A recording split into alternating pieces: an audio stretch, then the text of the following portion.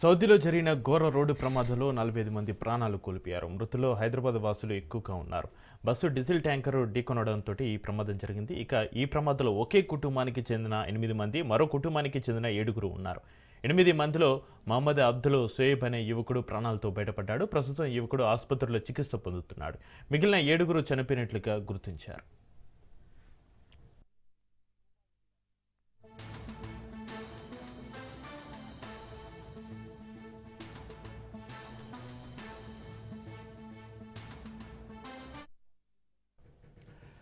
అలాగే మరో కుటుంబానికి చెందిన 7 కూడా ఈ ప్రమాదంలో ప్రాణాలు కోల్పోయారు. వారికి సంబంధించి ఎలాంటి సమాచారం అందకపోవడంతో చనిపోయినట్టుగా కుటుంబ సభ్యులు భావిస్తున్నారు. ఘటన జరిగిన దగ్గర నుంచి ఆ 7 అందుబాటులో లేకుండా పోయారు. నవంబర్ 9న ట్రావెల్స్ నుంచి 20 మంది, ఫ్లైజోన్ నుంచి మరో 24 మంది మక్కాకు బయలుదేరి వెళ్లారు. మక్కలో దర్శనం తర్వాత మదీనాకు 40 మంది బయలుదేరగా 4 మాత్రం మక్కలోనే ఉండిపోయారు. ఈ ప్రమాదంలో ఒకరు ప్రాణాలతోటి బయటపడగా మిగిలిన 39 మంది చనిపోయినట్లుగా కుటుంబ సభ్యులు భావిస్తున్నారు. సౌదీలో ఘోర బస్సు ప్రమాద ఘటన నేపథ్యంలో సమాచారం కొరకు ఢిల్లీలోని తెలంగాణ భవన్లో ప్రభుత్వం కంట్రోల్ రూమ్ ఏర్పాటు చేసింది.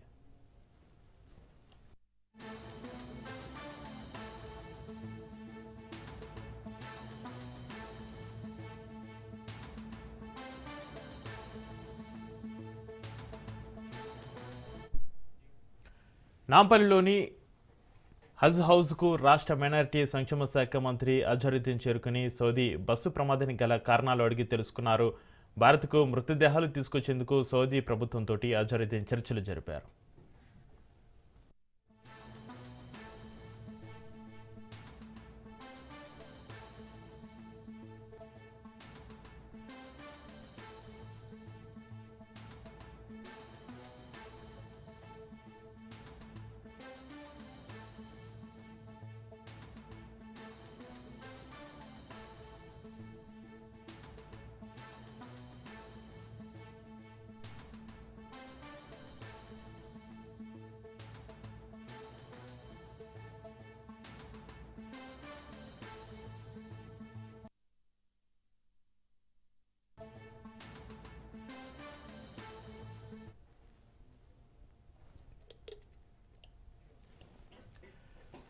సౌదీలో జరిగిన ఘోర రోడ్డు ప్రమాదంలో 45 మంది ప్రాణాలు కోల్పోయారు. మృతుల్లో హైదరాబాద్ వాసులు ఎక్కువగా ఉన్నారు. బస్సు డీజిల్ ట్యాంకర్ ఢీ కొట్టడంతో ప్రమాదం జరిగింది. ఈ ప్రమాదంలో ఒకే కుటుంబానికి చెందిన 8 మంది, మరో కుటుంబానికి చెందిన 7 ఉన్నారు. 8 మందిలో మహమ్మద్ అబ్దుల్ షోయబ్ అనే యువకుడు ప్రాణాలతోటి బయటపడ్డాడు. ప్రస్తుతం యువకుడు ఆసుపత్రిలో చికిత్స పొందుతున్నాడు. మిగిలిన 7 చనిపోయినట్లుగా గుర్తించారు.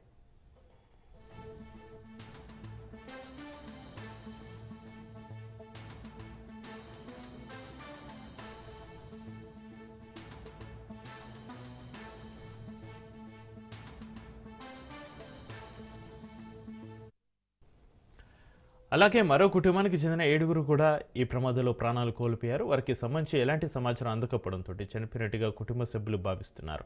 ఘటన జరిగిన దగ్గర నుంచి ఆ 7 అందుబాటులో లేకుండా పోయారు. నవంబర్ 9న ట్రావెల్స్ నుంచి 20 మంది, ఫ్లైజోన్ నుంచి మరో 24 మంది మక్కాకు బయలుదేరి వెళ్లారు.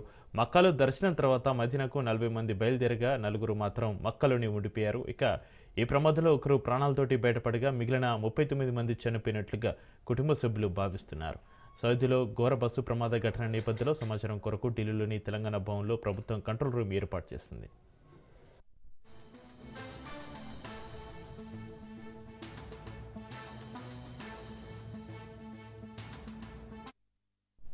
నాంపల్లిలోని హజ్ హౌస్కు రాష్ట్ర మైనారిటీ సంక్షేమ శాఖ మంత్రి అజరుద్దీన్ చేరుకుని సౌదీ బస్సు ప్రమాదానికి గల కారణాలు అడిగి తెలుసుకున్నారు. భారత్కు మృతదేహాలు తీసుకొచ్చేందుకు సౌదీ ప్రభుత్వంతో అజరుద్దీన్ చర్చలు జరిపారు.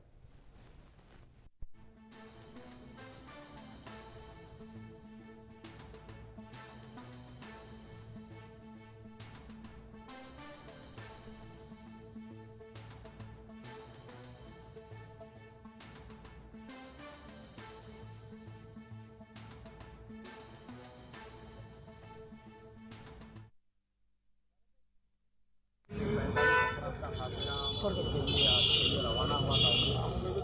मदीना मुनव्वरा से 25 किलोमीटर पहले ये काफिला जो है बस हादसे का शिकार हुआ।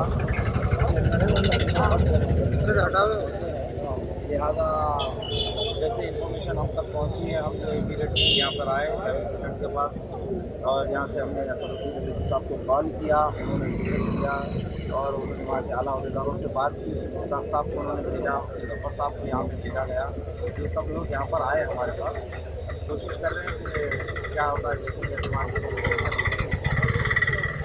ये 45 से 46 मेंबर का एक काफिला मक्का मुकर्रमा उम्रे के लिए रवाना हुआ था, जो मक्के में उम्रा करके मदीना मुनव्वरा जा रहा था। रास्ते में 25 किलोमीटर पहले एक वाकया पेश आया, बस जल गई, जिसके अंदर पूरे बस के जलने के फोटोज और वीडियोस हम तक पहुंचे हैं।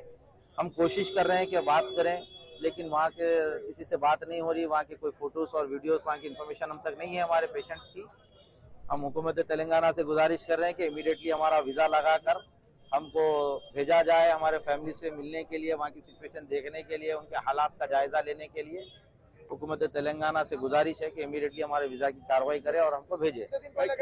ये 9 नवंबर को काफिला गया था, आइंदा इतवार को आने वाला था, लेकिन कल रात अल मक्का टूर्स एंड ट्रेवल्स और एक फ्लाई जोन, 2 ट्रेवल्स के लोग गए थे इसके अंदर। रात में एक खतरनाक हादसा मक्के से मदीने की जो हाईवे उसमें हुआ है, और जिसमें जब तक खबर मिली कि 40 से ज्यादा लोग उसमें शहीद हुए हैं, का इंतकाल हुआ।